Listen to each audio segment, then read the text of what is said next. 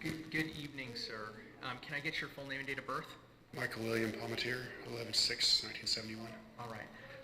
Thank you for that, sir. And before we get started, because you were not here for the advisement prior to with the rest of the group, let me just tell you briefly what the purpose of this evening's hearing is for your release conditions, okay? Okay. Nobody's finding you guilty or not guilty on anything. This is solely for your release conditions, and the reason why that's important is you have the right to remain silent. Okay, anything you say about your case is being recorded and can potentially be used against you, okay? Okay. Now I'm going to ask you, let's see, what did you say your date of birth was? 11/6/1971. Okay. All right, and can I get appearance from the state? Tara Procco, appearing on behalf of the state. Okay. Sir, you are here on a new Superior Court case with the following charges. One count of sexual conduct with a minor, it's a Class 2 felony. One count of kidnapping, a Class 2 felony, and one count of indecent exposure, a Class 3 felony. Sir, I need to determine whether you qualify for a court-appointed lawyer, and you do, so I'll make sure you have an attorney in this case. I'm going to give you a couple of court dates now. They're both going to be right across the street in the downtown Superior Court. The first is May 1st at 8:30. We call that hearing a status conference. May 3rd at 8:45 is a preliminary hearing. Now, the state does want to appear in this case on release conditions, and I'm going to let the Deputy County Attorney make her record.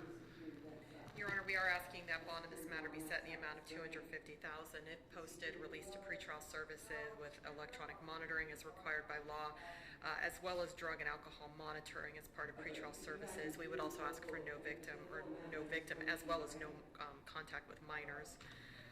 We would also ask that the suspect find another location to reside based on his proximity to the victim in this matter.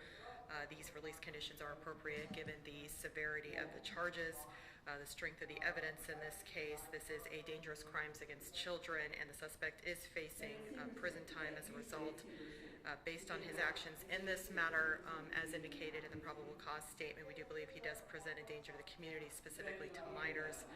I would also note that there was a statement within the probable cause statement to the effect of I finally got caught, which is certainly concerning about anything else that might have been going on that certainly isn't known about as of this time.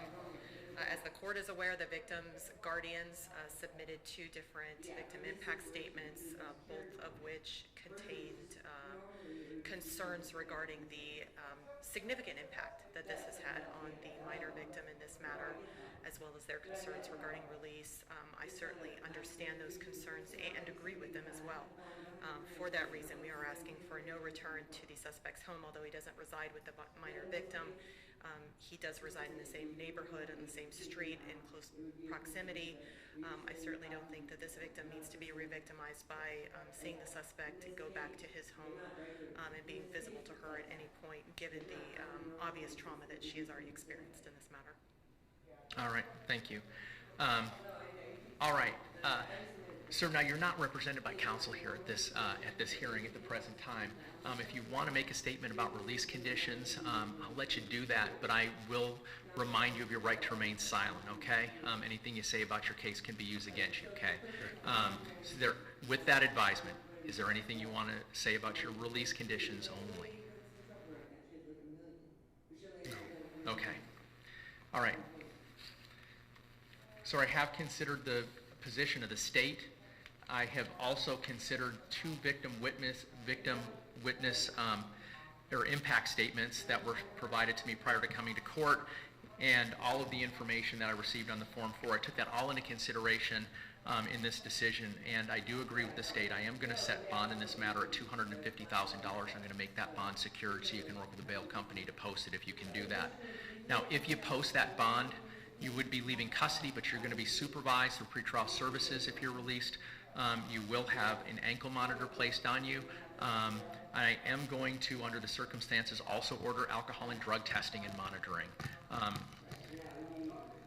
Now, in addition, if you do bond out of custody, I am going to order that you not return to the scene of the alleged crime. That you have no contact or any physical contact with any alleged victim in this case, including the family members, no contact with any witness. I'm going to order that you not have any contact with minors. There's no exceptions to that if you are released. No weapons on release, no alcohol, no drugs out of valid prescription. Given the proximity of your residence to the alleged victim in this case, I will order that you find an alternative residence at the present time. So there's no chance of any contact, whether it's intentional or inadvertent, okay? Have any questions, sir? No. All right, step to the right and sign for your paperwork. Thank you.